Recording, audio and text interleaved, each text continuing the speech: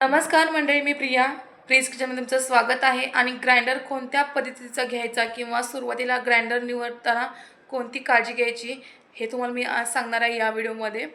तर सुरुवातीला काय आपल्या घरामध्ये किती लोक आहेत, म्हणजे छोटं कुटुंब आहे की मोठं कुटुंब आहे. छोटं कुटुंब असेल तर 1 ते 1.5 लिटर किंवा 2 लिटरचा ग्राइंडर बास होतो. आणि जर मोठं कुटुंब असेल तर तुम्ही 2 पेक्षा जास्त लिटरचा ग्राइंडर यूज करू शकता. आणि त्यामध्ये कोणत्या वॅटची मोटर घ्यायची तर ती 150 ते 200 वॅटची घ्यायची. आता मी जो घेतला आहे, आमच्या घरामध्ये 4 लोक आहेत. समजा जर पाहुणे वगैरे आले तर जास्त होतील, म्हणून मी काय केलं, 2 लिटरचा ग्राइंडर आहे तो घेतलेला आहे.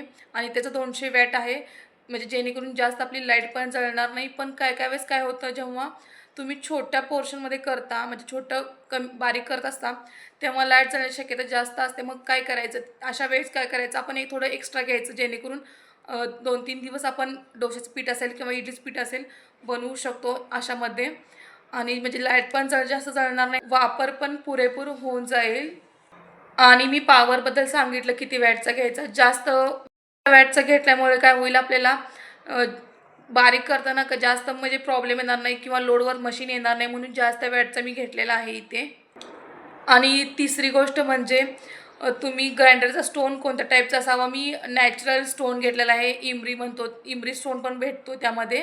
पण मी नॅचरल स्टोन घेतलेला आहे, जो दगड आहे तो यूज केलेला आहे इथे, जेणेकरून एक टेस्ट खूप छान येते. जसं वरवंटावर आपण बारीक केल्याची टेस्ट येते, सेम तशी टेस्ट येते. आणि स्मूथली ग्राइंड होतं व्यवस्थित असं. म्हणून तुम्ही दगड निवडताना कोणता करायचा, तर नॅचरल जो दगड आहे तो घ्यायचा यामध्ये. आणि बॅटर आहे ते गरम होत नाही, कारण मिक्सरला जर ग्राइंड केलं तर तुमचं बॅटर कायम गरम होतं. आणि चौथा आहे तो म्हणजे किचनमध्ये जागा किती आहे. टेबल टॉप किंवा असेल तरी पण चालेल. मोस्ट टेबल टॉपचा ग्राइंडर तुम्ही यूज करा, जेणेकरून लाईट वेट पण असेल आणि तुमचं टेबलवर बसून जाईल. आणि पाचवी गोष्ट म्हणजे ड्रमची क्वालिटी. माझा ड्रमची क्वालिटी स्टील घेतलेली आहे. प्लॅस्टिक घेतलं तर खराब होण्याची शक्यता जास्तीत जास्त आहे. आणि स्टीलचं कसं घेतलं तर एक तर धुण्यासाठी सोपं आहे आणि वापरायला पण बऱ्यापैकी आहे, म्हणून स्टीलचा मी ड्रम यूज केलेला आहे यामध्ये. म्हणून मी स्टीलचा ड्रम असलेलाच ग्राइंडरची निवड केलेली आहे. आणि आता इथे स्टोन निवडताना तुम्हाला क्लिनिंगला सोपं जाईल असा स्टोन आहे. एक तर असं राऊंडवाला स्टोन आहे, मी तुम्हाला दाखवते इथे इमेजमध्ये बघा. आणि एक त्रिकोणीसारखं स्टोन आहे. मला राऊंड का बरं वाटलं, ती चाकं जशी स्वच्छ केली सगळी सिम्पलमध्ये स्वच्छ होऊन जातात. आणि ग्राइंडर असा निवडायचा की तुम्हाला तो बसवताना पण व्यवस्थित बसवता येईल इझीमध्ये, आणि काढताना पण इझीमध्ये काढता येईल. म्हणजे काय, जास्त कपॅसिटी किती आहे, म्हणजे काय काय तुम्ही त्यात बनवू शकता. आता माझा जो ग्राइंडर आहे त्यामध्ये मी कणिक मळायला पण त्यांनी सेपरेटली एक पातं दिलेलं आहे.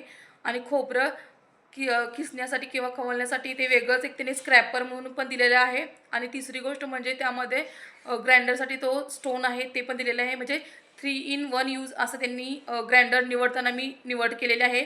समजा घरामध्ये जास्त लोक आली किंवा आपल्याला बघा खूपदा असं होतं की मला पराठे बनवायचे आहेत, मग त्यावेळेस आपण मिक्सरला ग्राइंड करतो, नंतर कणिक मळतो. तसं न करता डायरेक्ट ग्राइंडरमध्ये बारीक करून तुम्ही वरून फक्त पीठ टाकून फक्त पातं चेंज केलं तर तुम्हाला आरामामध्ये प्रत्येक टाईपचे तुम्हाला पराठ्याचे पीठं जे आहे ते बनवून मिळतील त्यामध्ये. आणि सगळ्यात सोपं म्हणजे क्लिनिंगला इतकं सोपं आहे ना, मी जास्त काही करत नाही. बनवून झाले की पटकन बाहेर काढून ठेवते आणि पाण्यामध्ये भिजत घालते. आणि जेव्हा माझा सगळा स्वयंपाक वगैरे आवरतो आणि तेव्हा मी तिथं धुवायला देते, ते पूर्ण क्लीन ॲटोमॅटिक झालेलं असते. पाण्याचं प्रेशरनं थोडं दिलं की स्टोन पण प्रॉपर स्वच्छ निघतोय. आणि माझ्या मतानुसार 2 लिटरचा जो ग्राइंडर आहे ती कपॅसिटी छोट्या कुटुंबासाठी पण आणि मोठ्या कुटुंबासाठी पण चांगली आहे. म्हणजे प्रॉपर मॅनेजमेंट आहे, लाईटची पण बचत होते. आणि छोट्या कुटुंबामध्ये कसं आहे, 4-5 लोकांसाठी तर बनतंच, पण समजा पाहुणे वगैरे आले तर तुम्हाला ते एक्स्ट्रा बनवावं लागतं. त्यामुळे 2 लिटर कपॅसिटी ही माझ्यासाठी छोट्या आणि मोठ्या कुटुंबासाठी प्रॉपर आहे असं मी तुम्हाला सांगते इथं. तुम्हाला ही ग्राइंडरची माहिती कशी वाटली कमेंट करून नक्की सांगा. आणि सगळ्यात लास्ट आणि शेवटचा पॉईंट म्हणजे कॉस्ट, म्हणजे प्राईस किती आहे, त्याची किंमत किती आहे, तुमच्या बजेटमध्ये कोणत्या किमतीचा ग्राइंडर बसतोय, तुम्ही त्याची क्वालिटी बघा. आणि जास्त किमतीचा आहे म्हणून चांगला आहे असं नाही आहे, किंवा कमी किमतीचा आहे म्हणून खराब आहे असं नाही आहे. त्याची क्वालिटी बघायची, मटेरियल कोणतं आहे ते बघायचं. समजा नवीन जरी ब्रँड असेल तरी पण तुम्ही त्याची माहिती आहे ते पुन्हा वाचायची आणि त्याच्यानुसार ठरवायचं की कोणत्या टाईपचं तुम्ही ग्राइंडर घेणार आहे. आणि मी कोणत्याही कंपनीचं सजेशन देणार नाही, तुमचं तुम्ही ठरवायचं आहे कोणत्या टाईपचा ग्राइंडर किंवा कोणत्या कंपनीचा घ्यायचा आहे. व्हिडिओ आवडल्यास लाईक करा, शेअर करा, कमेंट करा. तुम्हाला आणि काही माहिती हवी असेल तर तेही पण तुम्ही कमेंट करून मला नक्की सांगा.